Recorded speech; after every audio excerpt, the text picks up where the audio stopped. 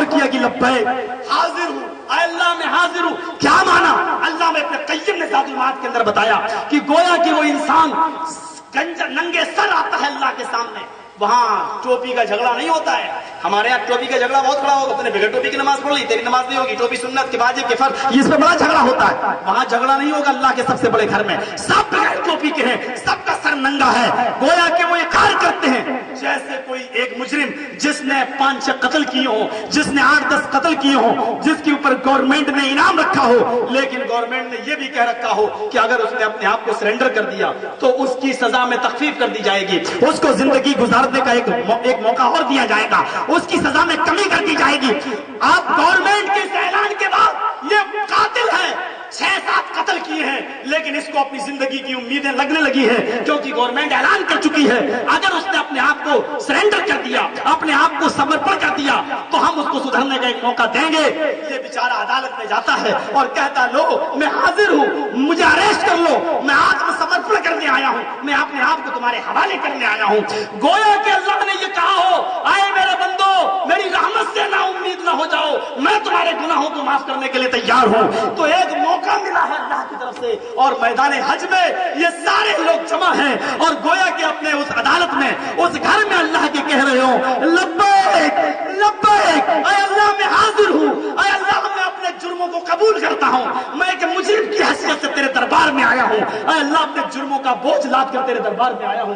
لا شریک لک لبیک، کوئی نہیں ہے تیرا شریک جو ہمارے گناہوں کو معاف کر سکے. میں مجرم ہوں اور معافی تیرے دربار سے ہمیں مل سکتی ہے، چھما تو کر سکتا ہے، ہمیں معاف تو کر سکتا ہے.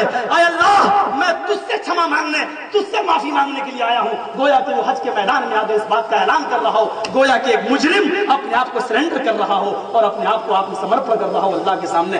اللہ بھی کہتا ہے فرشتوں گواہ رہنا، میرے جتنے بندوں نے آج میرے سامنے اپنے دامن عفو کو پھیلایا، میرے جتنے بندوں نے میرے سامنے اپنی جھولی کو پھیلایا اور جنت کی امید لے کر اور جہنم کا خوف لے کر میرے گھر میں آئے ہوئے ہیں، آئے فرشتوں گواہ رہنا میں نے ان کو گناہوں سے پاک و صاف کر دیا ہے جیسے آج ہی ماں کے پیٹ سے کوئی بچہ پیدا ہوا ہو، جیسے ماں کے پیٹ سے پیدا ہونے والا بچہ گناہوں سے پاک و صاف ہوتا، میں نے ان کو بھی گناہوں سے پاک و صاف کر دیا.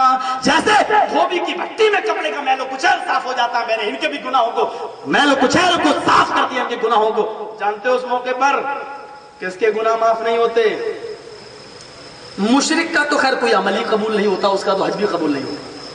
لَإِنْ أَشْرَكْتَ لَيَحْبَطَنَّ عَمَلُكَ، اللہ تعالیٰ نے اپنے نبی سے کہہ دیا اگر آپ شرک کریں گے تو آپ کے عمل برباد ہو جائیں گے. شرک کا سب سے بڑا نقصان یہ ہے کہ وہ عمل کو بھی برباد کر دیتا ہے. ہمارے سارے عمل شرک اگر ہم کر رہے ہیں تو سارے عمل برباد ہو جاتے ہیں. میرے بھائیوں، ایک وہ آدمی جس نے حق مارا ہو، ایک وہ آدمی جس نے ظلم کیا ہو، ایک وہ آدمی جس نے ایک دوسرے کو ستایا ہو، ایک وہ آدمی جو اپنے بھائی سے معافی نہیں مانگا ہوا ہو اور چلا گیا ہو، اللہ رب العالمین اس موقع پر اس کو معاف نہیں کرتا ہے. بہرحال ایک لمبی تفصیل ہے، میں اس طرف نہیں جانا چاہتا ہوں. میں کہنا یہ چاہتا تھا کہ اسلامی دین مساوات ہے، مساوات کا درس اسلام دیتا ہے. اسلام جس نے لوگوں کو بھائی بھائی بنا دیا، کالے اور گورے کے جھگڑے کو ختم کر دیا. ورنہ یاد کرو آج کے اس زمانے میں تصور کریں گے حضرت عمر فاروق کو لیٹر دیا جاتا ہے کہ بیت المقدس تو فتح ہو گیا ہے اور وہاں نماز بھی پڑھی جا رہی ہے، آئیے آپ بھی ذرا دیکھ لیجئے، معائنہ کر لیجئے. حضرت عمر فاروق بیت المقدس کی طرف جا رہے ہیں لیکن ایک ہی اونٹ پہ بیٹھتے ہیں. ایک اونٹ ہے، اس پر صرف ایک آدمی بیٹھ سکتا ہے کیونکہ ایک آدمی کی اور بیٹھنے کی جگہ ہے لیکن اس پر اونٹ کے کھانے پینے کا سامان بندھا ہوا ہے. اونٹ کی پیٹھ پر کھانے پینے کا سامان بندھا ہے، صرف ایک آدمی بیٹھ سکتا ہے. تو طے ہوا کہ کچھ دور حضرت عمر اونٹ کو پکڑیں گے اور کچھ دور ان کا غلام لگام پکڑے گا اور حضرت عمر فاروق اونٹ کے اوپر بیٹھیں گے. اور حضرت عمر فاروق کون ہیں؟ کون ہیں؟ خلیفہ ہیں، امیر المومنین ہیں، اور ایک دو ٹکڑوں کے نہیں، پوری 22 لاکھ مربع میل کے 22 لاکھ مربع میل زمین پر جس نے حکومت کی ہو. 22 لاکھ مربع میل سمجھتے ہو؟ 22 لاکھ مربع میل، 22 لاکھ میل دائیں، 22 لاکھ میل بائیں، 22 لاکھ میل میرے پیچھے اور 22 لاکھ میل آگے. 22 لاکھ میل مربع میل پر جس نے حکومت کی ہو، اس میں دمشق بھی ہے، شام بھی ہے، اردن بھی ہے، عراق بھی ہے، ایران بھی ہے، مصر بھی ہے، آذربائیجان بھی ہے. آج تو یہ ملک بن گئے، پہلے یہ صوبوں کی حیثیت رکھتے تھے، ان سارے ملکوں کا اکیلا ایک چیف منسٹر ہے، اکیلا خلیفہ ہے۔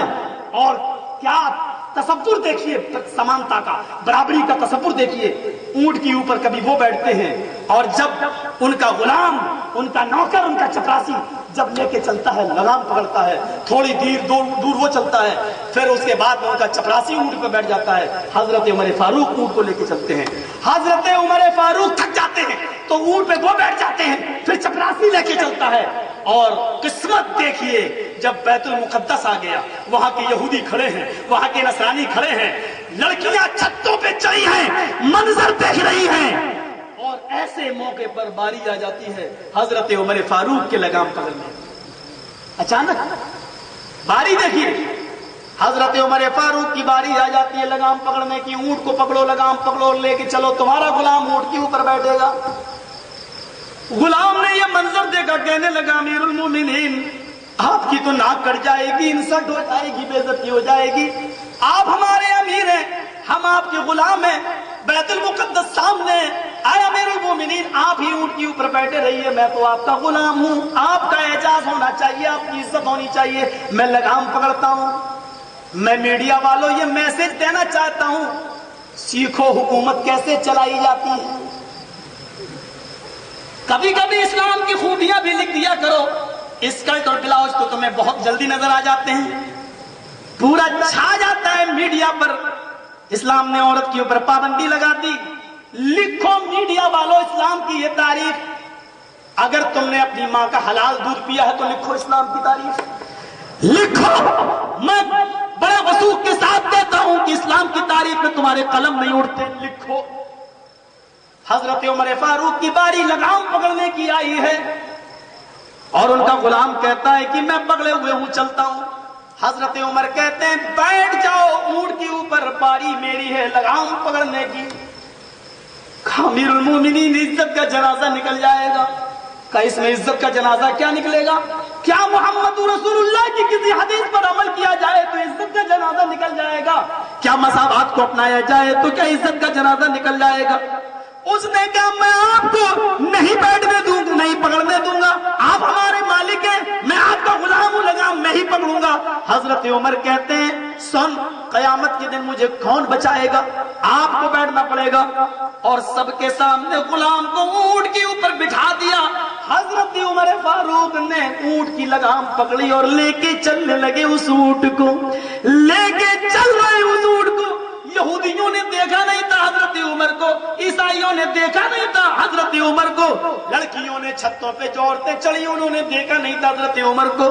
آپس میں گفتگو کرنے لگے، یہی ہے جو اونٹ کے اوپر بیٹھا ہے، یہی امیر المومنین ہے، اور اسی کی حکومت چل رہی ہے 22 لاکھ مربع میل پر۔ اور یہودی اور عیسائی بیت المقدس کے ارد گرد کچھ مسلمانوں سے کہہ رہے تھے کہ تمہارا امیر المومنین یہی ہے جو اونٹ کے اوپر بیٹھا ہے، اور مسلمان جواب دے رہے تھے نہیں نہیں، میرا امیر المومنین وہ نہیں ہے جو اونٹ کے اوپر بیٹھا ہے، ہمارا امیر المومنین تو وہ ہے جو اونٹنی کی لگام پکڑ کے پیدل چلا رہا ہے اور اپنے غلام کو اونٹنی پر بٹھائے ہوئے ہے۔ یہودیوں نے، نصارہ نے مساوات سمانتا کا یہ معاملہ دیکھا کہ اپنے غلام کو اونٹ کے اوپر بٹھائے اور خود امیر المومنین ہو کر پیدل چل رہے ہیں۔ میرے بھائیوں، کچھ زبانیں یہودیوں کی ایسی تھی، سیرت النبی پڑھو علامہ ابن ہشام کی، رحمت للعالمین پڑھو قاضی سلیمان سلطان منصور پوری کی، کچھ ایسی زبانیں تھیں یہودیوں کی اور نصرانیوں کی جو چیخ چیخ کر کہہ رہی تھی عمر تیری انصاف سے شرم آ گئی، تیری سمانتا کو دیکھا، تیری مساوات کو دیکھا، تیری برابری کو دیکھا تو حیا آ گئی۔ اشہد ان لا الہ الا اللہ واشہد ان محمد عبدہ ورسولہ۔ میرے بھائیوں، عمر نے تلوار نہیں چلائی۔ میڈیا والوں لکھو، اسلام اگر پھیلا ہے تو حضرت عمر فاروق کی اس مساویانہ شکشا کی وجہ سے، اس سمانتا کی شکشا کی وجہ سے پھیلا ہے۔ اسلام کی جو تعداد بڑھی ہے وہ اپنے اعلیٰ اخلاق و کردار کی وجہ سے۔ امریکہ جو کہے وہ صحیح ہے کیا؟ امریکہ جو کہے وہ صحیح ہے؟ وہ کہے فلاں آتنکوادی تو ہم اس کو آتنکوادی مان لیں، وہ کہہ دے کہ ہاں کسی کو بھی مار کے سمندر میں دفن کیا جا سکتا ہے تو ہم اپنے قرآن و حدیث کے مسئلے کو یہ بھی مان لیں۔ کیا مسلمانوں کے اوپر کسی کے باپ کی حکومت چلتی ہے؟ سن لو میرے بھائیوں، ساری دنیا کا مسلمان صرف ایک ہی حکومت کو مانتا ہے، وہ الگ بات ہے کہ ہم عزت ہر قانون کی کرتے ہیں، لیکن حکومت ہمارے دلوں پر اگر چل رہی ہے تو صرف جناب محمد رسول اللہ کے قانون کی چل رہی ہے، کیونکہ اس قانون نے ہمیں انسان بنایا، اس قانون نے ہمیں بتایا کہ بھائی کیا ہوتا ہے۔ ہم تو لڑتے تھے آپس میں، جھگڑتے تھے آپس میں، اتکلوگ پرائے جنیشو کھرگر بڑی دھرمتراڑائے ستوینے بھگوان ترشتی محمداندھکارم ناشم اگیان محمداندھکارم ناشم ودھائی تدودیت ویکا، اس کے آنے کے بعد اندھکارم ناشم، اندھیرا ناش ہو جائے گا، اتکلوگ پرائے جنیشو کھرگر بڑی، جب ساری جنتا ساری عوام گدھوں جانوروں کی طرح ہو جائے گی، دھرمتراڑائے، تب دھرم کی رکشا کرنے کے لیے، ستوین اور ستیہ کو نافذ کرنے کے لیے، ستھاپت کرنے کے لیے بھگوان ترشتی، بھگوان اوتار بھیجے گا، بھگوان اوتار بھیجے گا، یعنی اللہ نبی کو بھیجے گا، اللہ کسی پیغمبر کو بھیجے گا۔ ہاں میں مانتا ہوں مکے کے اندر یہی حالات تھے، میں مانتا ہوں کہ ساری انسانیت جانور بن چکی تھی، لڑکوں کو وہ قتل کرتے تھے اور لڑکیوں کو وہ زندہ دفن کرتے تھے۔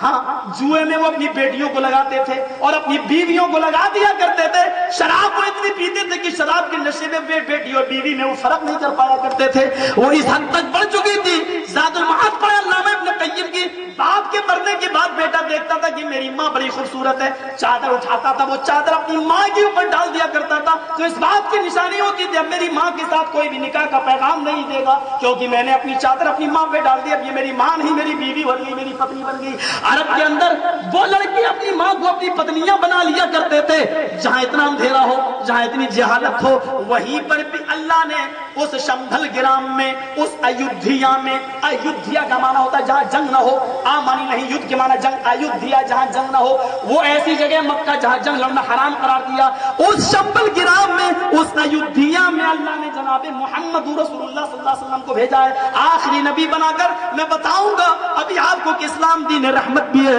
لوگوں تم نے کیوں بدنام کر دیا، میڈیا والوں تم نے کیوں بدنام کر دیا اسلام کو، ذرا تصور تو کرو، یہ رحم تمہیں راس نہیں آیا، یہ رحم تمہیں کیوں راس نہیں آیا؟ اسلام دین مساوات ہے، اسلام دین توحید ہے، دین رسالت ہے، دین مساوات ہے، مساوات کا ایسا درس دیا۔ وہ واقعہ تو آپ نے اپنی مسجد کے مولویوں سے جمعے کے خطبوں میں سنا ہوگا، حضرت عمر ابن عاص کے لڑکے نے ایک کوڑا مار دیا تھا ایک یہودی بچے کے گھڑ دوڑ میں، وہ آگے نکل گیا، حضرت عمر ابن عاص کے لڑکے نے کہا تیرا گھوڑا میرے گھوڑے سے آگے نکلے تھا، اور اس نے ایک کوڑا مار دیا، اور اس یہودی بچے نے مقدمہ کہاں دائر کیا؟ ملک شام میں، ان کے باپ کی عدالت میں نہیں، ہو سکتا ہے باپ ہے بیٹے کا، ہو سکتا ہے کہ یہ فیصلہ دوسرا کر دے، وہ حضرت عمر فاروق کی عدالت میں آیا، حضرت عمر فاروق سے کہا میرا فیصلہ یہاں کریں گے یا پل صراط پر؟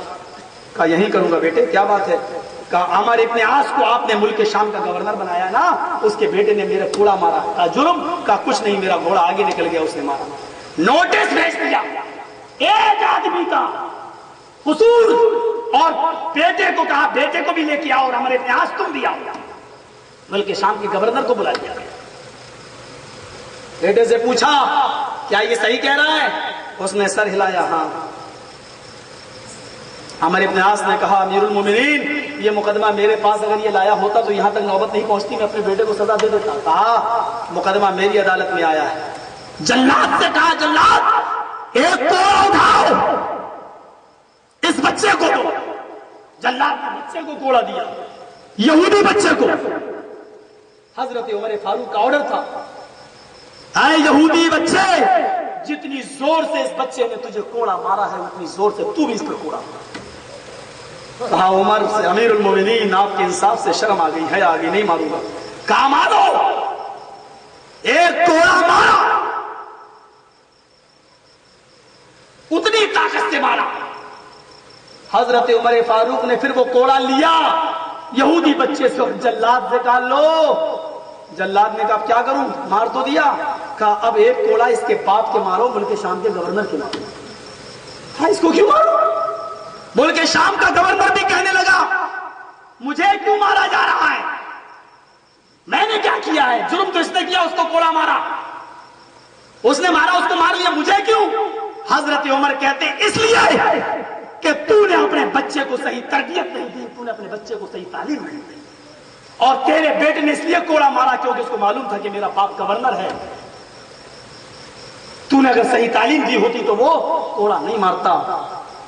حکومت کیسے کی جائے سیکھو. میں کسی پر تنقید نہیں کر رہا ہوں لیکن ایک اصول بتلا رہا ہوں. ایک اصول اگر آج اس طریقے کی سزائیں قائم ہو جائیں تو معاملہ ختم ہو جائے. لوگ کہتے ہیں کہ وہ صاحب چور کے ہاتھ کاٹ دو, یہ کوئی سزا ہے؟ ہاتھ کاٹ دو گے وہ آدمی بیچارہ لنجا ہو جائے گا, پھر اس کو کھلاؤ اور اس کی قوم کے اوپر وہ بوجھ بن جائے گا, اپنے گھر والوں کے اوپر وہ بوجھ بن جائے گا. یہ کوئی سزا ہے اسلام کے اندر کہ چور کے ہاتھ کاٹ دو, زانی کو سنسار کر دو؟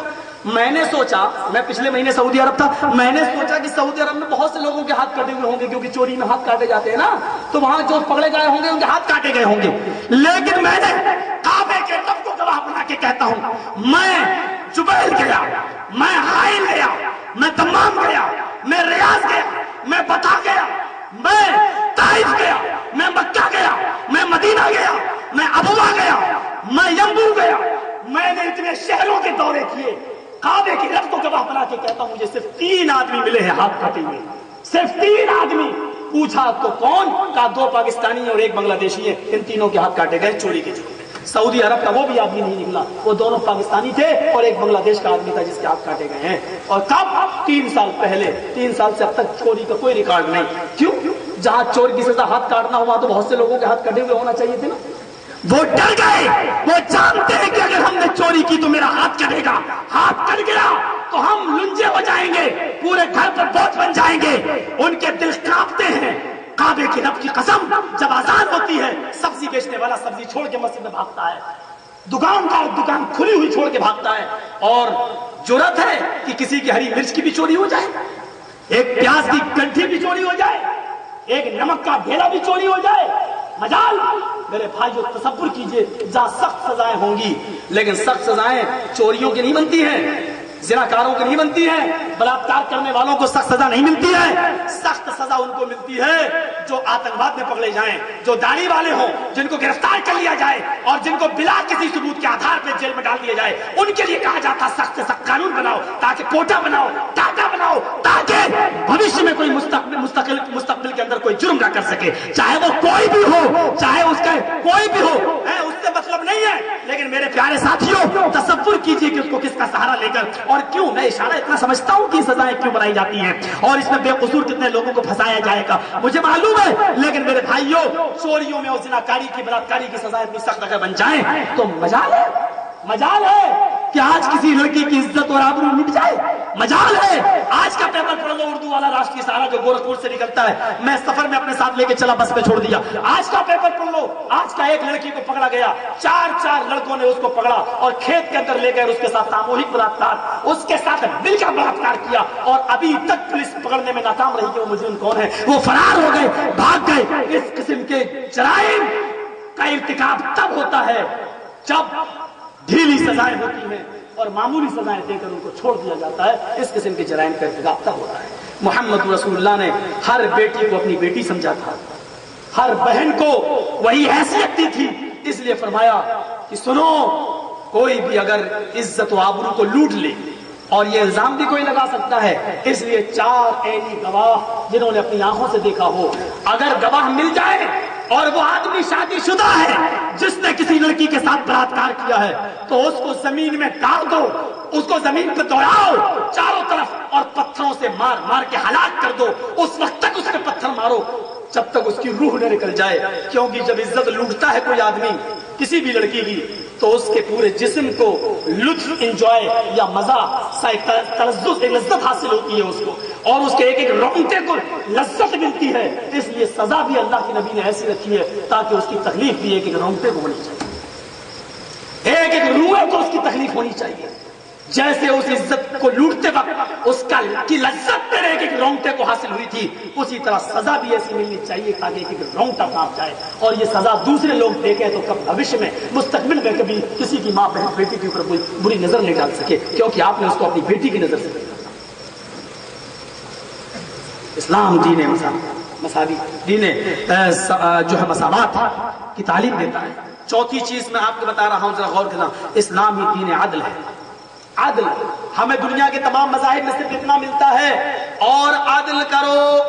رام چندر جی نے ہنومان اور لکشمن سے اتنا ضرور کہا تھا کہ حکومت ناستکتا سے چلا سکتے ہو لیکن ظلم سے نہیں، انیائے سے نہیں. بس اتنا ہمیں ملتا ہے کہ انیائے مت کرو، لیکن ظلم و جہالت کو اگر عملی شکل میں مٹایا ہے کسی نے تو وہ مذہب اسلام.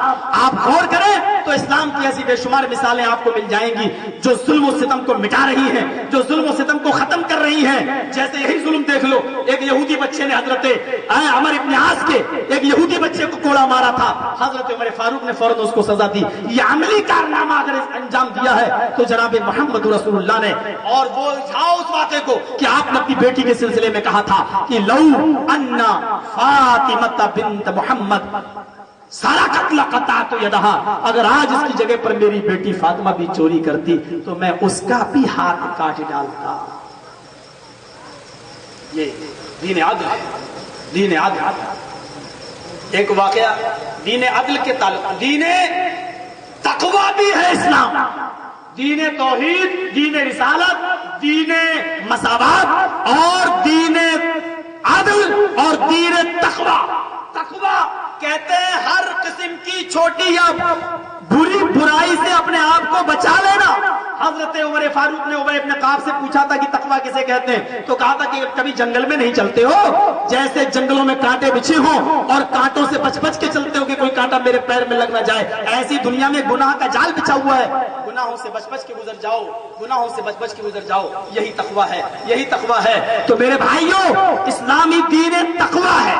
جتنا تقوی کا حکم اور پارسائی اور شرم و حیا کی تعلیم یہ اسلام دیتا ہے، دنیا کے کسی مذہب میں نہیں ملے گی. آپ دیکھ لیجیے، بابا رام دیو بھی ہمیں آستھا چینل پر لیکچر دیتے ہیں. عورتیں بیٹھی ہوتی ہیں یا آدمی بیٹھے ہوتے ہیں اور ان کا لیکچر چلتا ہے. آسارام بابو جی کا میں نے آستھا چینل پر پروچن سنا. عورتیں بیٹھی رہتی ہیں، آدمی.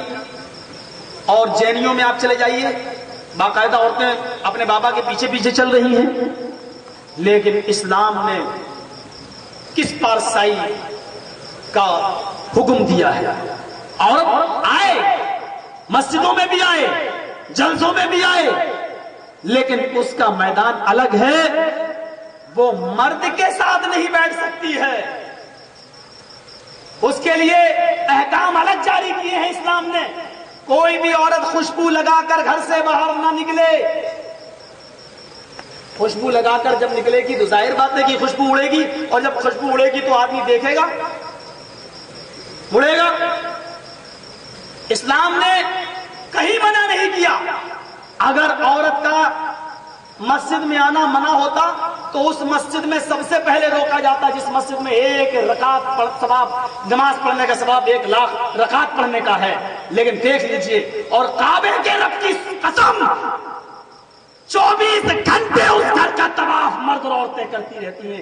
1 منٹ کے لیے طواف بند نہیں ہوتا. 1 منٹ کے لیے، 1 منٹ کے لیے صرف نماز کھڑی ہوتی ہے. جہاں آدمی طواف کر رہا ہے وہیں رک گیا اور وہیں پر وہ نماز پڑھا، اور جیسے امام نے کہا السلام علیکم ورحمۃ اللہ، اور پھر طواف شروع ہو گیا. 24 گھنٹے میں 1 سیکنڈ کے لیے بھی طواف رکتا نہیں ہے. طواف مرد اور عورتیں اس گھر کا طواف کرتی رہتی ہیں، اس گھر کا. میرے بھائیوں، اور قیامت کی صبح تک اس گھر کا طواف ہوتا رہے گا، اللہ کا نام لیا جاتا رہے گا، اس گھر کے چکر لگتے رہیں گے. اس گھر کے چکر لوگ کتنا ہی کہتے رہیں ہمارے فلاں جگہ چلے جاؤ 7 مرتبہ تو 1 حج کا ثواب مل جائے گا. وہ تم اپنے گھر میں کرو. یہ سارے داستانیں اسلام کے اندر نہیں ہے. اسلام دین تقوی ہے اور ایسا تقوی کا حکم دیتا ہے. قل للمؤمنات يغضضن من ابصارهن ويحفظن فروجهن ولا يبدين زينتهن. غور کرو قرآن کی آیتوں پر. اے نبی عورتوں سے کہہ دو، میڈیا والوں لکھو، اسلام نے عورتوں کو گھر کے اندر قید کہاں کیا ہے؟ قرآن کیا کہہ رہا ہے؟ اے نبی مومن عورتوں سے کہہ دو یغضضن من ابصارهن، جب وہ اپنی ضروریات کے مطابق گھر سے نکلیں تو وہ اپنی نگاہیں نیچی رکھا کریں. اپنی نگاہیں نیچی رکھا کریں. بتاؤ کون سا ظلم کر دیا اسلام نے؟ اسلام تو عورتوں کو تعلیم دے رہا ہے کہ تمہاری عزت و آبرو کی حفاظت تبھی ہوگی جب تم اپنی نگاہوں کو نیچے رکھو گی اور غور کرنا بیچ میں کون سی چیز اللہ پیش کر رہا ہے.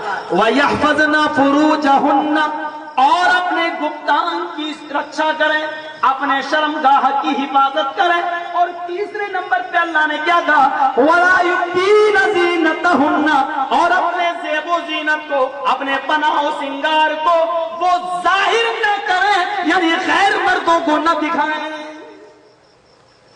غور کر رہے ہیں آپ, تین چیزیں ہیں. پہلی چیز نگاہیں نیچی رکھو, بیچ میں کیا, دوسری چیز شرمگاہ کی حفاظت کرو, اور تیسری چیز کیا ہے, تیسری چیز اپنے زیب و زینت کو غیر مردوں کو ظاہر مت کرو, دوسروں کو دکھاؤ نہیں. یعنی اپنے شوہر کے سامنے زیب و زینت کے ساتھ تم آ سکتی ہو, لیکن غیر مردوں کے سامنے ظاہر نہ کرو.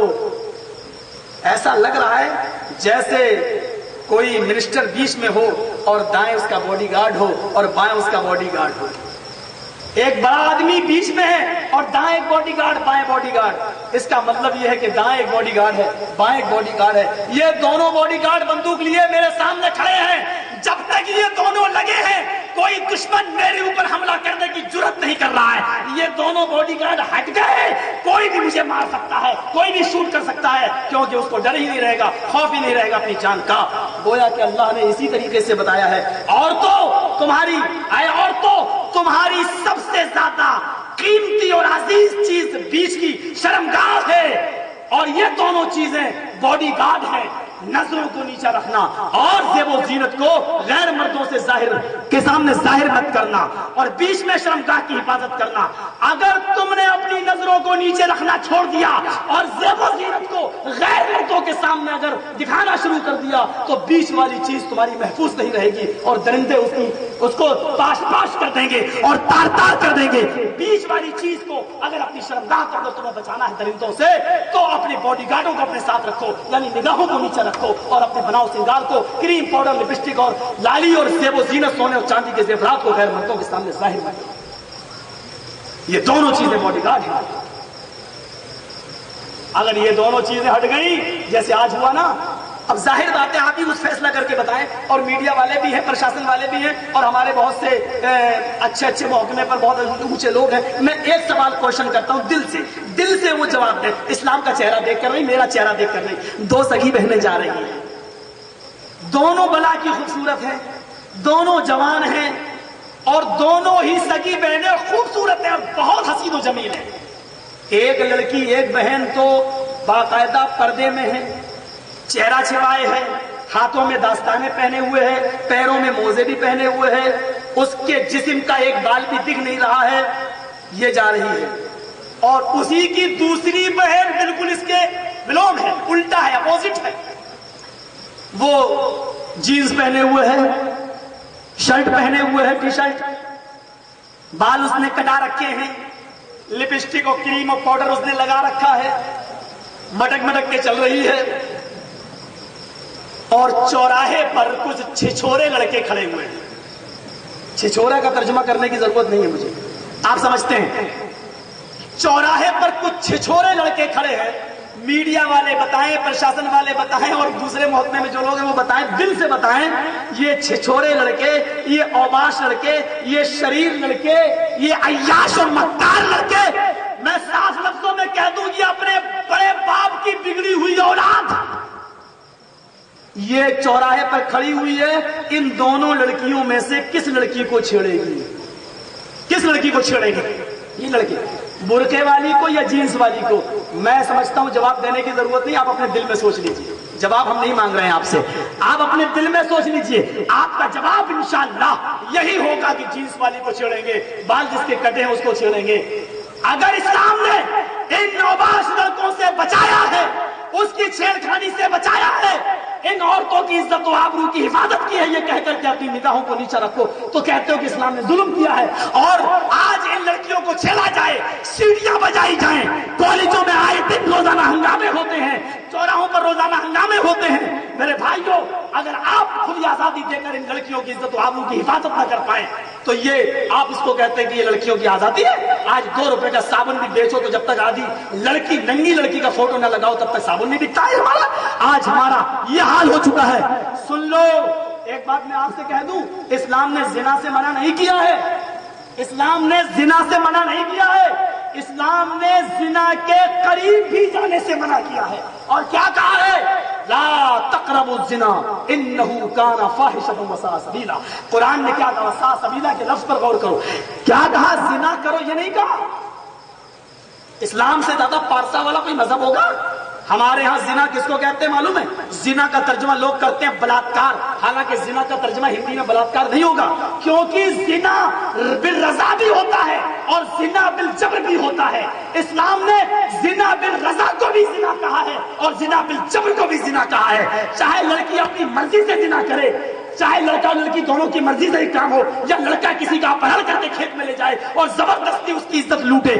آج آپ نے بلاತ್ಕಾರ کا نام دے کر عورت کی عزت و آبرو کی چھلنی اڑا دی ہے اور اس کے ٹکڑے ٹکڑے کر دیا ہے۔ آپ نے کہا بلاತ್ಕಾರ، اور بلاತ್ಕಾರ کس کو کہا ہے؟ جس کو جبرن جس کو پکڑ کے لے جایا جائے، اور جو لڑکا لڑکی راضی ہے اور 18 سال سے بڑی ہے لڑکی، تو وہ اپنے کسی بھی بوائے فرینڈ کے ساتھ ایک ہوٹل میں کمرہ بک کر سکتی ہے، ناجائز اولادیں پیدا کر سکتی ہے۔ یہ ساری اس کو زنا میں نہیں جوڑا گیا ہے۔ اور پھر آپ اسلام کے بارے میں اعتراض اٹھاتے ہیں۔ اسلام وہ مذہب ہے جس نے زنا بالرضا کو بھی حرام قرار دیا ہے اور زنا بالجبر کو بھی حرام قرار دیا ہے۔ چاہے وہ لڑکا اور لڑکی دونوں کی مرضی سے یہ کام ہو، چاہے وہ دونوں میں سے کسی ایک کی زبردستی سے یہ کام ہو، دونوں کو کسی بھی حال میں جائز نہیں کہا ہے۔ اور جانتے ہو اس کو کیا کہا اسلام نے؟ لا تقربوا الزنا، زنا کے قریب بھی مت جاؤ، بلکہ یہاں تک کہا انه كان فاحشة وساء سبیلا، وہ بہت ہی برا اور گندا راستہ ہے۔ انه كان فاحشة وساء سبیلا، فاحش کہتے ہیں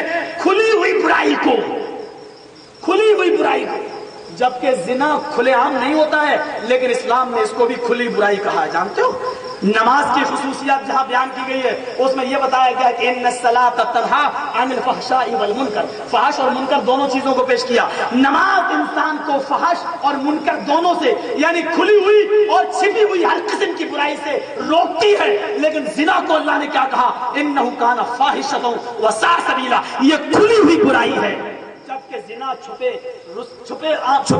کے ہوتا ہے، کھل کے نہیں ہوتا ہے، سڑک پہ نہیں ہوتا ہے، آن دا اسپاٹ نہیں ہوتا ہے، چوراہے پر نہیں ہوتا ہے، بلکہ کسی بند کمرے میں ہوتا ہے۔ لیکن اس کو اسلام نے کھلی ہوئی برائی کہا ہے کہ کھلی ہوئی برائی ہے، وساء سبیلا، اور گندی سڑک اور گندا راستہ کہا ہے۔ جانتے ہو راستہ کیوں کہا ہے؟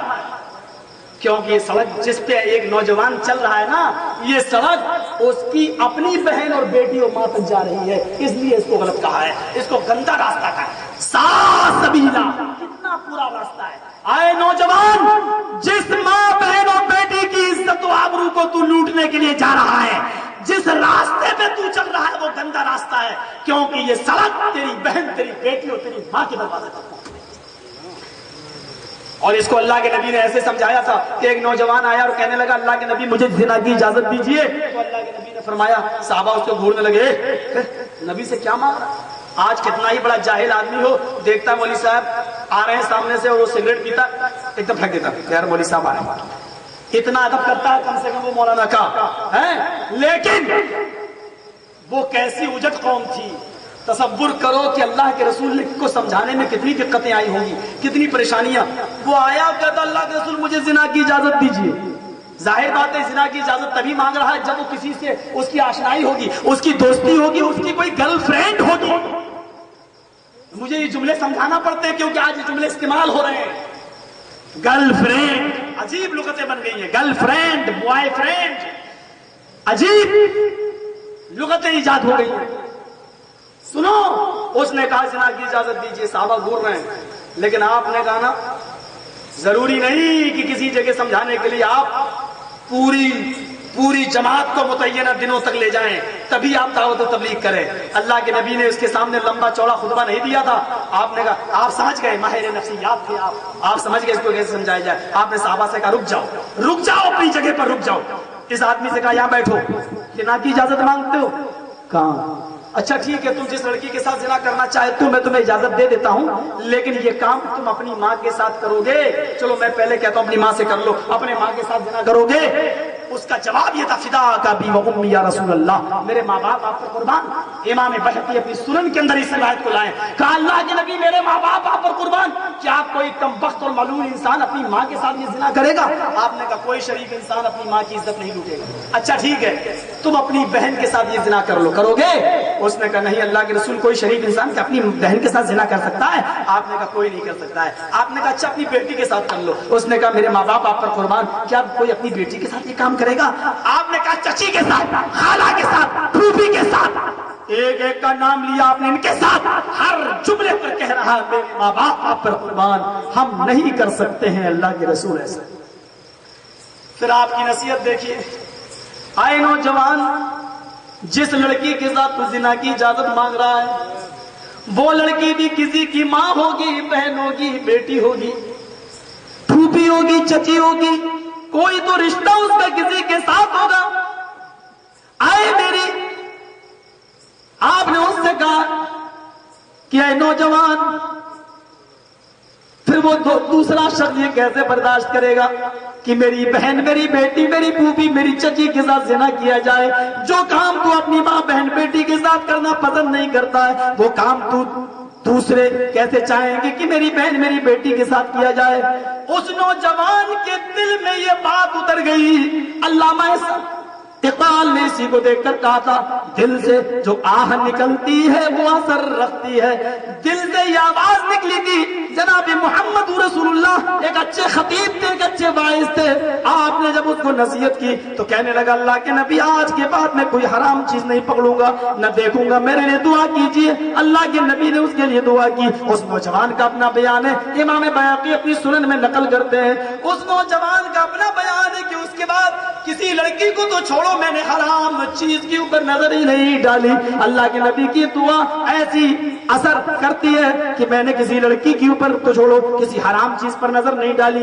میرے بھائیوں، میرے اٹاوا کے قریب کا وہ واقعہ جو آپ نے 50 بار سنا ہوگا، میں نے کبھی بتایا تھا، ایک نوجوان کو کسی امیر آدمی نے کسی جرم میں پھنسا دیا اور اس کو جیل میں پہنچا دیا۔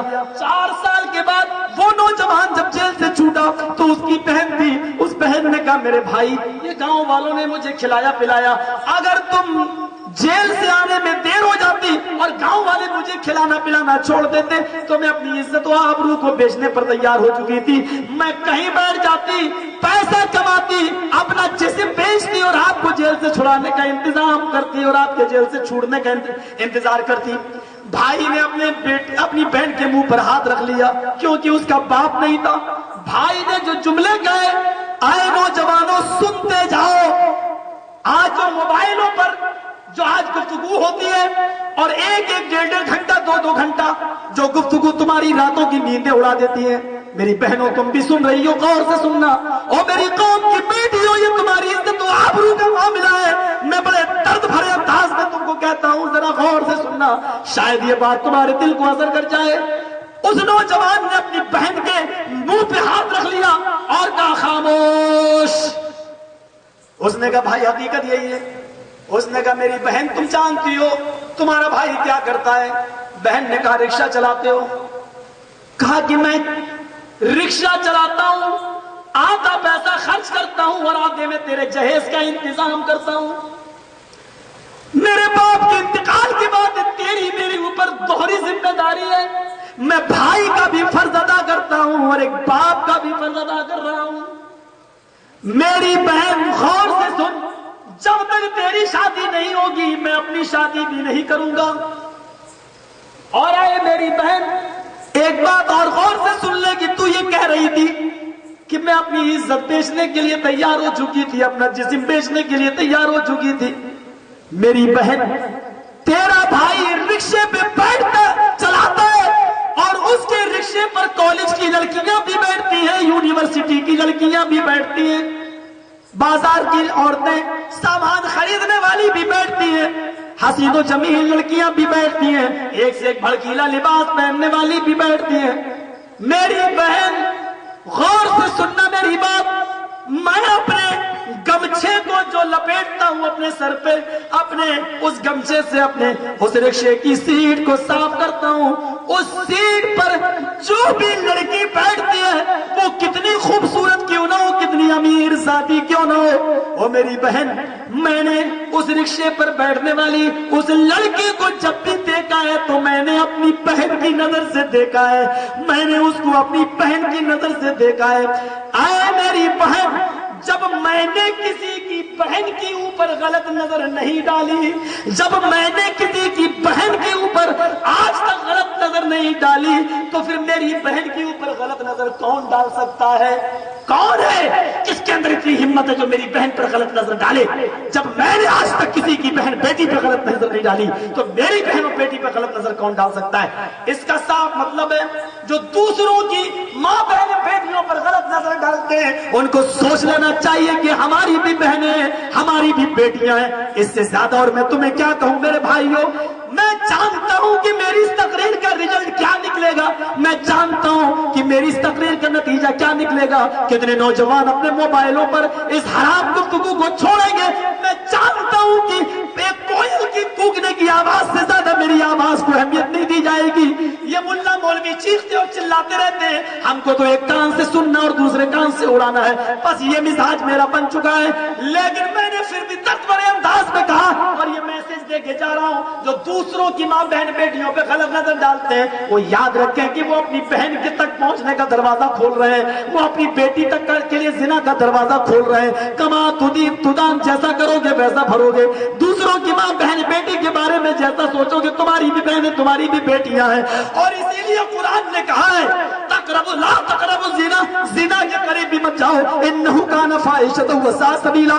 ये बहुत ही खुली हुई बुराई और बहुत ही गंदा रास्ता है, क्योंकि सड़क हमारी खुद अपनी बहन और अपनी बेटी तक जा रही है। मेरी बहनें भी आई हैं, वो भी सुन रहे हैं, उनको भी बड़े मजे आते हैं फोन पे मोबाइलों पे बात करने के। ये गलतियां उनकी नहीं है, गलतियां उनकी हैं जिन्होंने उनके हाथों में मोबाइल पकड़ाए हैं। चाहे वो एक भाई हो, चाहे वो एक बाप हो, बिला जरूरत उसने अपनी उन बहनों को और बेटियों को जिन्होंने मोबाइल पकड़ाए, गलतियां उनकी हैं। मेरे भाइयों, इससे मिजाज बिगड़ता है, इससे बुराइयां फैल रही है, और कौन नहीं जानता है कि जितने कांड हो रहे हैं आज इसी वजह से हो रहे हैं। मेरे भाइयों, बड़े दर्द भरी एक आवाज थी जो मैंने आप तक पहुंचाई है। इस्लाम दीन तकवा है। इस्लाम की ये खूबी है कि इस्लाम दीन सहल भी है। दुनिया का कोई मजहब उठा लो, हमने देखा है हिंदू धर्म को, मैंने एक एक लाइन पढ़ा है, मैंने मनुस्मृति पढ़ी है, मैंने एक एक लाइन पढ़ी है, मैंने स्वामी दयानंद जी सरस्वती की किताब सत्यार्थ प्रकाश की एक एक लाइन मैंने पढ़ी है, पढ़ी नहीं बल्कि चाट डाली है। उसमें लिखा है, जब तक हिंदू धर्म के लोग संध्या न कर लें, संध्या में हवन न कर लें, हवन में अग्नि की पूजा न कर लें, तब तक उनकी पूजा नहीं होती है। और उसमें एक नारियल का गोला, एक तोला कस्तूरी और एक 16 चमचे देशी घी और अखरोट और काजू और बादाम और पिस्ता, ये सारी चीजें होनी चाहिए। अब बताइए कि पूजा में और आग में जलाने के लिए हवन, इतनी चीजें आदमी कहां से लाए? ईसाइयों में आप चले जाइए, उसमें लिखा है पितरस सारी दौलत तो गरीबों में लुटा दे, जब तक तो गरीबों में नहीं लुटाएगा जन्नत में नहीं जाएगा।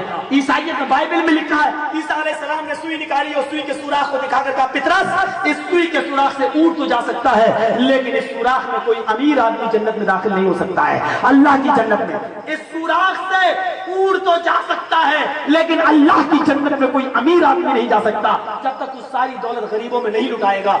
अपने घर में एक एक रुपया गरीबों में दे दे। इस्लाम ने क्या कहा है? इस्लाम ने कहा है अमीर बनना कोई गुनाह नहीं है, अमीर बनो, लेकिन उसकी एक मुतय्यना मिक़दार में एक ज़कात, अगर तुम साहिब इस्तिताअत हो, साहिब निसाब, अगर तुम्हारा माल पहुंच रहा है निसाब तक, तो आपको 7.5 तोले सोना, 52.5 तोले चांदी या 52.5 तोले चांदी, या इन दोनों में से किसी एक के बसाती हमारे पास पैसा दौलत है और उस पर 1 साल गुजर चुकी है, तो उसके ऊपर ज़कात फर्ज है। 100 रुपए में 2.5 रुपए, 1000 रुपए में 25 रुपए, 1 लाख में 2,500।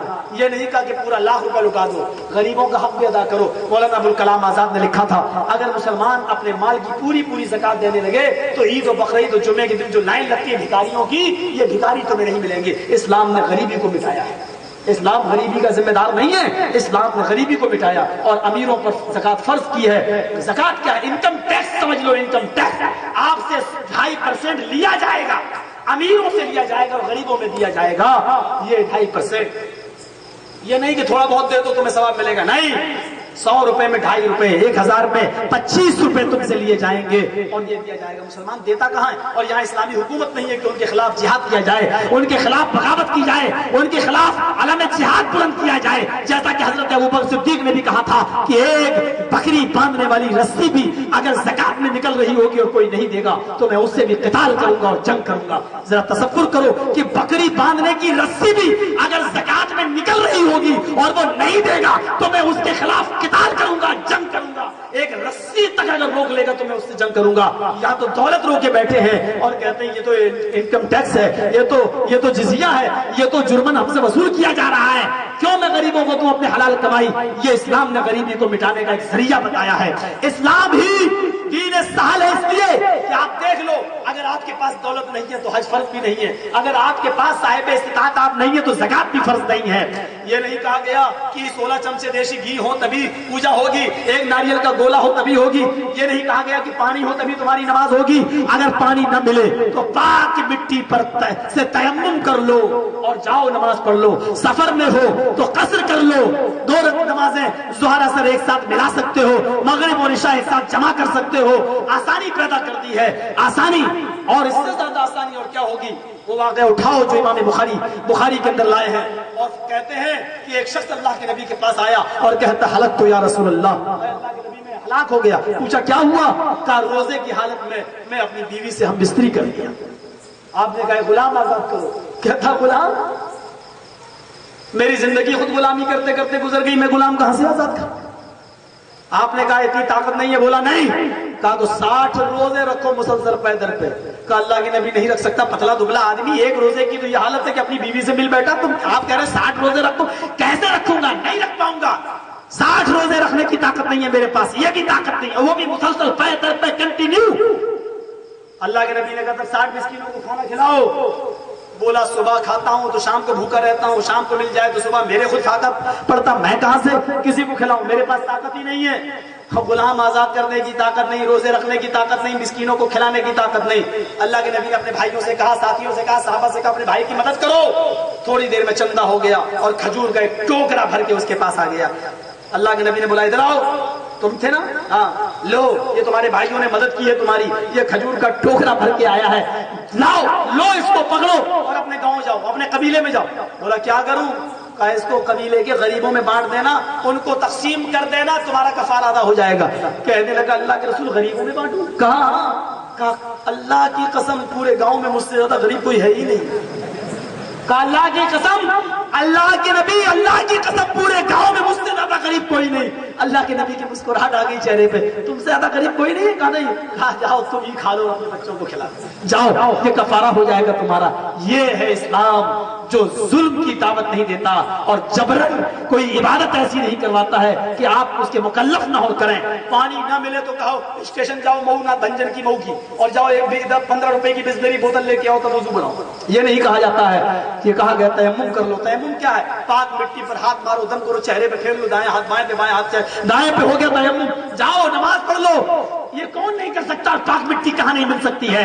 ये इस्लाम है जो दीन साल है। और इस्लाम की जो खुसूसियत मैंने बताई है वो इस्लाम दीन रहमत भी है। मीडिया वाले जरा इस पर हमारी जरा तवज्जो दें, क्योंकि आज सबसे ज्यादा इस्लाम को इसीलिए उछाला जाता है कि इसने दहशतगर्दी की शिक्षा दी है, इसने इस्लाम है।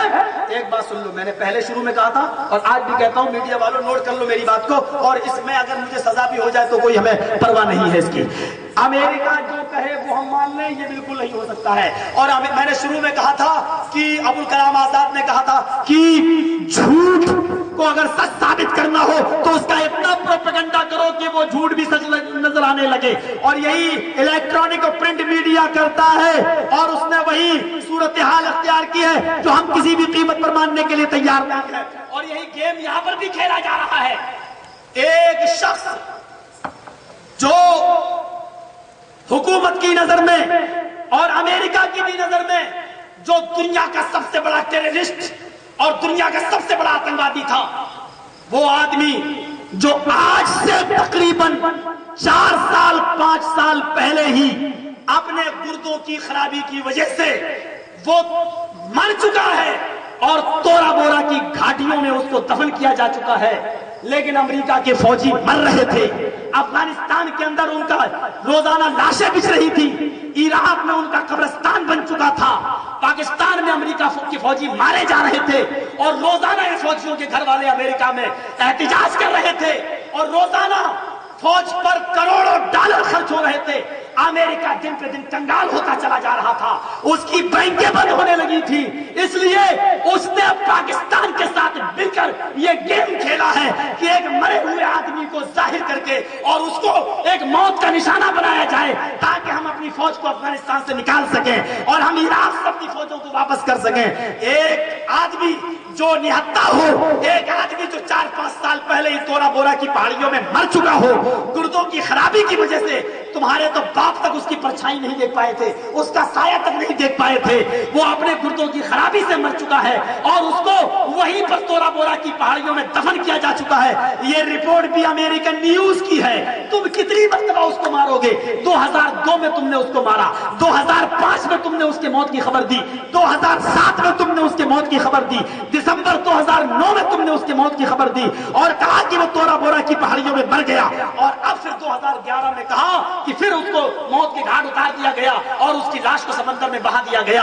ایک مرے ہوئے آدمی کو مار کر پوری کائنات، پوری دنیا کی نظروں میں ہیرو بننا چاہتا امریکہ۔ امریکہ چونکہ پست ہو چکا تھا، افغانستان میں اور امریکہ اور عراق میں وہ ہار چکا تھا، اس کے فوجی مر رہے تھے، اس کو نکلنے کا کوئی راستہ نہیں تھا، اس لیے اس نے پاکستان کے ساتھ مل کر یہ گیم کھیلا تاکہ میری ناک بھی کٹنے سے بچ جائے اور ہم یہ کہہ سکیں کہ ہمارا جو سب سے بڑا نشانہ تھا ہم نے اس کو مار دیا، اس لیے ہم افغانستان کو خالی کر رہے ہیں اور عراق کو خالی کر رہے ہیں۔ میرے ساتھیوں، تم جو کہو ہم مان لیں، یہ نہیں ہو سکتا، لیکن میں آج اتنی بات کہوں گا میڈیا والوں کہ دہشت گردی کو اور آتنکواد کو اگر سب سے زیادہ اگر کسی نے مٹایا ہے تو اسلام نے مٹایا ہے۔ جاؤ ہمیں رگ وید میں دکھلائیں، ہمیں عیسائی لوگ بائبل میں دکھلائیں، یہودی لوگ اولڈ ٹیسٹامنٹ میں دکھلائیں اور عیسائی لوگ ہمیں انجیل میں، نیو ٹیسٹامنٹ میں دکھلائیں، ہندو بھائی ہمیں رگ وید میں دکھلائیں، یجروید میں دکھلائیں، سام وید میں دکھلائیں، اتھرو وید میں دکھلائیں۔ اتنی زبردست آیت اور دہشت گردی کو مٹانے والا یہ سینٹینس جو کسی کے مذہب میں ہو ہمیں دکھلائیں۔ چاہو کھلی چنوتی اور کھلا چیلنج دیتا ہوں وہ دکھلائیں۔ قرآن نے دہشت گردی کو مٹایا ہے تو کیا کہہ کر مٹایا ہے؟ من قتل نفسا، ہمارے علماء بیٹھے ہیں عربی زبان کے پنڈت ہیں، ان سے پوچھو نفسن کا لفظ کہاں استعمال ہوتا ہے اور نفسن کا کیا معنی ہے؟ من قتل نفسا، جس نے کسی ایک نفس کو، کسی ایک انسان کو قتل کر دیا۔ مسلمان کی شرط نہیں لگائی قرآن، پڑھو دیکھو اور لکھو میڈیا والوں، پوری تقریر مت لکھنا، صرف یہی جملے لکھ لینا، میں سمجھوں گا کہ تمہیں اسلام سے محبت ہے۔ ایک انسان کو قتل کر دیا، من قتل نفسا، جس نے کسی ایک انسان کو قتل کیا، چاہے وہ ہندو کو قتل کیا ہو، چاہے وہ مسلمان کو قتل کیا ہو، چاہے وہ یہودی کو قتل کیا ہو، چاہے وہ عیسائی کو قتل کیا ہو، چاہے وہ جینی کو قتل کیا ہو، چاہے وہ بودھ کو قتل، بودھسٹ کو قتل کیا ہو، چاہے وہ کمیونسٹ کو قتل کیا ہو، چاہے وہ کمیونزم کو قتل کیا ہو، چاہے وہ سکھ کو قتل کیا ہو، کسی بھی ایک انسان کو اگر کسی نے قتل کر دیا، قرآن کیا کہتا ہے؟ پڑھو میڈیا والوں، تم بھی پڑھو۔ ہمارے بھائیوں نے قرآن ہمارے پرشاسن کے اور ذمہ داروں کو، محکمے کے ذمہ داروں کو دیا ہے، اس کو اپنے گھر کی تاک میں مت رکھ دینا۔ آپ کے پاس مجھے معلوم ہے وقت بہت کم رہتا ہے، دن بھر ڈیوٹی دیتے ہو، اس کی 2-2 4-4 لائنیں پڑھتے رہنا، یہ آیت بھی تمہیں مل جائے گی، یہ ترجمہ بھی تمہیں مل جائے گا۔ قرآن نے کہا ہے جس نے کسی ایک انسان کو قتل کر دیا، اس نے ایک انسان کو قتل نہیں کیا۔ قرآن کہہ رہا قتل الناس جميعا، اس نے سمپورن جگت کی ساری انسانیت کو قتل کیا ہے۔ اس نے ایک انسان کو قتل نہیں کیا ہے بلکہ پوری دنیا کی انسانیت کا مرڈر کیا ہے۔ ایک انسان کے قتل کو قرآن ساری دنیا کی انسانیت کا قتل بتلا رہا ہے، ساری دنیا کی انسانیت کا قتل۔ جو ایک کو گالی دیتا ہے وہ ایک کو نہیں دیتا ہے، اے تیری ماں کا، ایک کو ہم نے ماں کی گالی نہیں دی، ہم نے ساری دنیا کے مسلمانوں کی ماں کو گالی، ساری دنیا کے انسانوں کی ماں کو ہم نے گالی دی ہے۔ ذرا تصور کرو کہ اس سے زیادہ دہشت گردی کو روکنے والی، اس سے زیادہ ٹیررزم کو روکنے والی، اس سے زیادہ آتنکواد کا خاتمہ کرنے والی کوئی آیت ملے گی؟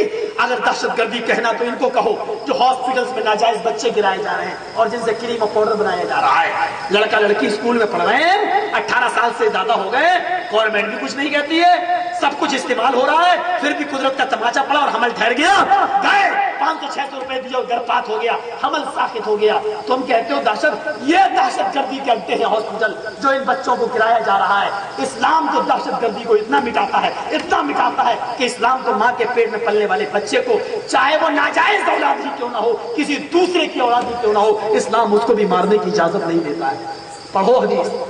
हम दो हमारे दो के नारे लगाने वाले लगाते रहें, बच्चों को मारने के लिए गोलियां और इंजेक्शन बनाते रहें, गर्भपात के तरीके बताते रहें, ये आतंकवादी नहीं है, आतंकवादी हैं ये लोग। कुरान कहता है ये लोग दहशतगर्द हैं सबसे बड़े, जो मासूम बच्चों की हत्याएं करते हैं। अल्लाह के नबी के पास एक औरत आती है और कहती है क़द असब्तुल हद्द या रसूल अल्लाह। बुखारी के अल्फाज पर जरा गौर करो, ऐ अल्लाह के नबी मैं हद को पहुंच चुकी हूँ, मुझसे जिना का सुदूर हो चुका है, मुझे संसार कर दीजिए, मुझे पत्थरों से मार मार के हलाक कर दीजिए। आपने सहाबा से कहा जाओ इसको पत्थरों से मार मार के हलाक कर दो। एक सहाबी ने उसको जरा तेज खींच दिया, ये अल्फाज मुस्नद अहमद के हैं, उसको जरा तेज खींचा, वो गिर गई।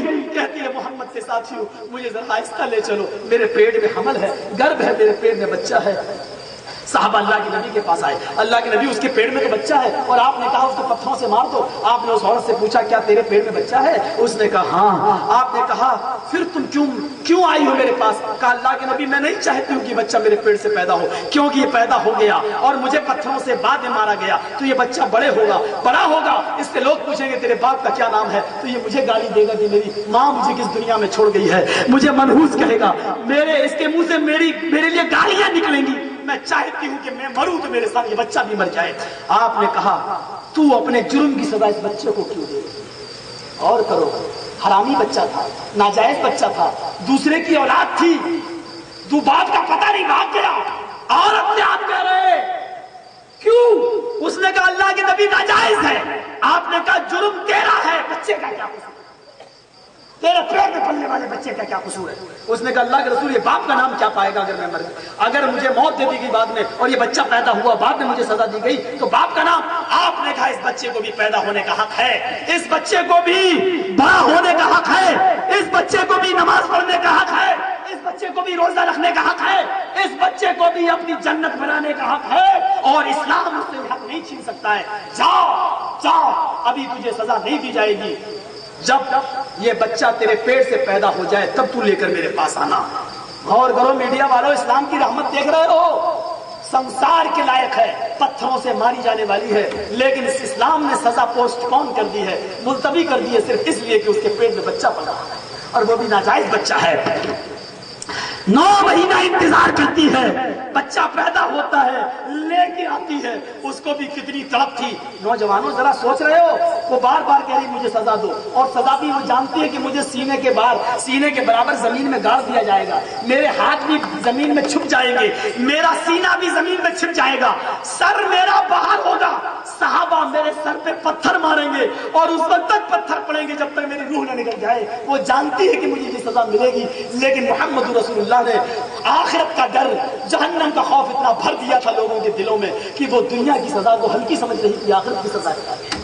तो मोबाइलों पर बात करते हो बड़ी आसानी है, बहुत आसानी से बातें कर लेते हो, जगह मुतय्यन हो जाती है, हत्ता कि जलसे भी नहीं बचते हैं कि फला जलसे में तुम जाना, जलसे का बहाना कर देना, हम भी जाएंगे और फला जगह मुलाकात होगी। तुम्हें शर्म नहीं आती है? इस्लाम का नाम लेकर जलसों में आती हो, अपने माँ बाप से छुट्टी लेकर जलसों में आती हो और इसके बावजूद, और ये शर्म मगर तुम्हें नहीं आती। तसव्वुर करो मेरे भाइयों, ये मुसलमान है कि जिन्हें देख के शर्माए यहूद। उस औरत से पूछो जो जानती है कि मुझे क्या सजा मिलेगी।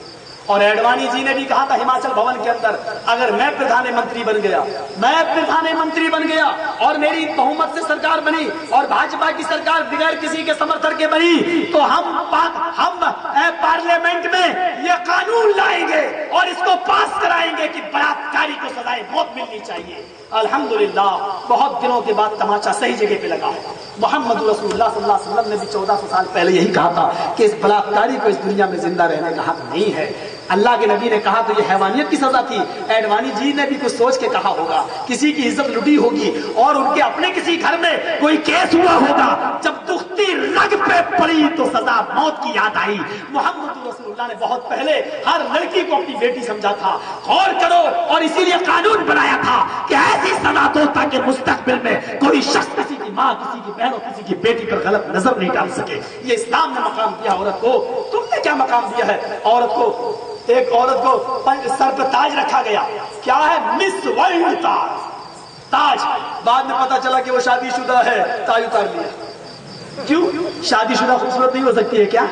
لیکن شادی شدہ کو خوبصورت بننے کا، دنیا میں مس ورلڈ بننے کا حق نہیں ہے، یہ صرف بیچلر کو ملے گا، کنواری کو ملے گا۔ ہم نہیں سمجھتے کہ کنواری کو کیوں ملے گا؟ ہم پاگل ہیں؟ بریلی کے پاگل خانے میں بھرتی کر دو ہم کو؟ ہم نہیں سمجھتے۔ تم بیچلر کو لا کر کیا دکھانا چاہتے ہو؟ تم کیا بتانا چاہتے ہو؟ کیا میسج دینا چاہتے ہو؟ تمہاری رگ رگ میں شیطانیت بھری پڑی ہے، شیطانیت تمہاری رگ رگ میں پڑی ہے۔ اسلام نے اگر عزت دی ہے، آبرو دی ہے، پردے کا حکم دیا ہے، عورتوں کو نقاب کے ساتھ چلنے کی اجازت دی ہے، ڈاکٹر کے پاس جا سکتی ہے، دعوت میں جا سکتی ہے، مسجد میں جا سکتی ہے، عیدگاہ میں جا سکتی ہے، نماز پڑھنے جا سکتی ہے، جلسے میں جا سکتی ہے، تو نانی مرتی ہے صاحب کیا کہتے ہیں؟ نہیں، اسلام نے پردے کا حکم دیا ہے۔ ارے اسلام نے پردے کے ساتھ پردے کا حکم دیا ہے۔ اسلام نے کہا عورتوں کا میدان الگ ہے، مردوں کا میدان الگ ہے، ہمیں چاند کی بھی ضرورت ہے اور ہمیں سورج کی بھی ضرورت ہے، لیکن چاند سورج کا دونوں کا معاملہ ایک ساتھ نہیں ہے۔ چاند روشنی دیتا ہے، سورج بھی روشنی دیتا ہے، ہمیں چاند کی بھی ضرورت ہے، سورج کی بھی ضرورت ہے، لیکن ضروری ہے کہ چاند سورج دونوں ایک ساتھ کام کریں۔ سورج اپنی جگہ پر کام کرتا ہے، چاند اپنی جگہ پر کام کرتا ہے، اور جب یہ دونوں چیزیں جمع ہو جائیں گی، چاند اور سورج، تو قرآن کہتا ہے کہ پھر وہ دنیا میں کام نہیں رہے گا بلکہ قیامت ہو جائے گی۔ جمع الشمس والقمر، جب چاند اور سورج جمع کر دیے جائیں گے تو اس وقت اس دنیا کا نظام بگڑ جائے گا، ہلچل مچ جائے گی۔ مرد چاند ہے، مرد سورج ہے، عورت چاند ہے۔ ہمیں چاند کی بھی ضرورت ہے، ہمیں سورج کی بھی ضرورت ہے، لیکن سورج الگ ہے، چاند الگ ہے۔ جب مل جائے گا تو قیامت برپا ہو جائے گی۔ جب مرد اور عورت، یہ چاند اور سورج ایک جگہ بیٹھ کر، ایک آفس میں بیٹھ کر جب کام کریں گے تو دنیا میں قیامت برپا ہو رہی ہے۔ قیامت، شوہروں کو اعتبار نہیں رہ گیا کہ میری بیوی جاتی ہے تو صحیح جگہ پہ جاتی ہے کہ نہیں جاتی ہے، بھائی کو اعتبار نہیں رہ گیا ہے کہ میری بہن صحیح جگہ پہ جا رہی کہ نہیں جا رہی ہے۔ میرے دل سے مت، میری زبان سے مت نکلواؤ، روزانہ پیپروں میں پڑھ رہے ہو، پیپروں میں آ جائے تو صحیح مولوی جرجیز کہہ دے تو بے شرمی کا فتویٰ لگنے لگتا ہے میرے اوپر۔ تصور کرو، غور کرو، ہمیں نہیں معلوم یہ شیطانی کھوپڑیاں کتنا اس کے پیچھے کام کر رہی ہیں۔ وہ عورت بچے کو لے کے آتی ہے اور کہتی ہے اللہ کے رسول آپ نے کہا تھا جب بچہ پیدا ہو جائے، بچے کے بعد سوچو اس کو کتنی محبت رہی ہوگی اپنے بچے سے، لیکن جنت کی محبت اس سے زیادہ تھی، جہنم کا خوف اس سے زیادہ تھا۔ اللہ کے نبی نے اس بچے کو اپنی گود میں لیا۔ امام احمد اپنی مسند میں نقل کرتے ہیں، علامہ البانی نے حسن قرار دیا کہ اس بچے کو گود میں لیا اور کہا صحابہ جاؤ، لے جاؤ اس عورت کو پتھروں سے سنسار کر دو۔ جیسے صحابہ اس عورت کو لے کر جا رہے ہیں، بچہ رونے لگتا ہے، پیچھے مڑ کے دیکھتی ہے، بچے کی ممتا جوش میں آتی ہے اس عورت کے، اور پیچھے مڑ کے کہتی ہے اللہ کے رسول آ رہی ہوں سزا کے لیے۔ امام کائنات کی ایک درد بھری آواز نکلتی ہے رحمت اللہ علیہ کی، اور کہا رک جاؤ، ابھی اس بچے کو تمہارے دودھ کی ضرورت ہے، ابھی سزا اور پوسٹ پون کی جائے گی، ابھی تمہیں پتھروں سے نہیں مارا جائے گا، کیونکہ جب تک یہ بچہ دودھ پیے گا اور روٹی نہ کھانے لگے، لقمہ روٹی کا نہ اٹھانے لگے، تب تک ہم اس کو سزا نہیں دے سکتے ہیں۔ جب یہ تمہارا دودھ چھوڑ دے اور روٹی کھانے لگے تب آنا۔ اس عورت نے جلدی جلدی اس کو روٹی کھلانا سکھلایا، اور جب روٹی کھانے لگا تب لے کے آئی۔ شریعت محمدی میں گنجائش باقی نہیں تھی۔ اس کے بعد بچے کو اللہ کے نبی کے حوالے کر دیا گیا، آپ نے ایک صحابی کو دے دیا اور اس عورت کو سنسار کر دیا، پتھروں سے مار مار کے ہلاک کر دیا۔ اسلام اس بات کی بھی اجازت نہیں دیتا کہ ایک ناجائز بچہ مارا جائے۔ دہشت گردی کے اڈے یہ ہیں ہاسپٹل، ان کو کہو جہاں ناجائز بچے گرائے جاتے ہیں، جہاں اولادیں گرائی جاتی ہیں اور جہاں سینٹر کھلے ہوئے ہیں۔ اسلام کو دہشت گرد مت کہو۔ میڈیا والوں صرف اتنی سی بات لکھ دینا کہ اسلام تو ماں کے پیٹ میں پلنے والے ناجائز اور حرامی اور غیر کے بچے کو بھی جو پیٹ میں پل رہا ہو، اسلام کو اس کو بھی مارنے کی اجازت نہیں دیتا۔ ایک بے قصور انسان کی جان لینے کی اجازت کیا دے گا؟ اسلام کو پڑھو، انشاءاللہ ہمارے بھائیوں نے جو قرآن دیا ہے ہندی میں، ہمارے بھائی پڑھیں گے، اسلام کو سمجھیں گے۔ ہم ایشور سے پرارتھنا کرتے ہیں کہ اے اللہ ہمارے بھائیوں کو بھی قرآن پڑھنے اور سمجھنے کے لیے سب بدھی پردان فرما اور ان کو پریرنا دے اور قرآن کی شکشاؤں پر چلنے والا بنا دے. اور ہم سب آپ کے لیے دعا کرتے ہیں. چونکہ میرا کل کا پروگرام موت ایما میں الہ آباد میں ہے اور پھر پرسوں مجھے مبارک پور آنا ہے, مجھے ابھی نکلنا بھی ہے. ہم اللہ سے دعا کرتے ہیں کہ العالی العالمین ہماری خطاؤں کو معاف فرما دے, اسلام کی جو خوبیاں ہیں وہ ہمارے اندر پیدا فرما دے. اللہ ہمیں توحید پر قائم کر, اللہ رسالت کا صحیح تصور ہمارے دلوں میں پیدا فرما دے. اے اللہ ہمیں دین رحمت جو اسلام ہے اس سے ہمیں بھی رحمت سیکھنے کی توفیق عطا فرما. جب تک ہم زندہ رہیں اسلام پہ رکھنا, اور جب ہمارا خاتمہ ہو ایمان پر ہمارا خاتمہ فرمانا. وما علینا الا البلاغ المبین. واخر دعوانا ان الحمد للہ رب العالمین. السلام علیکم ورحمۃ اللہ وبرکاتہ.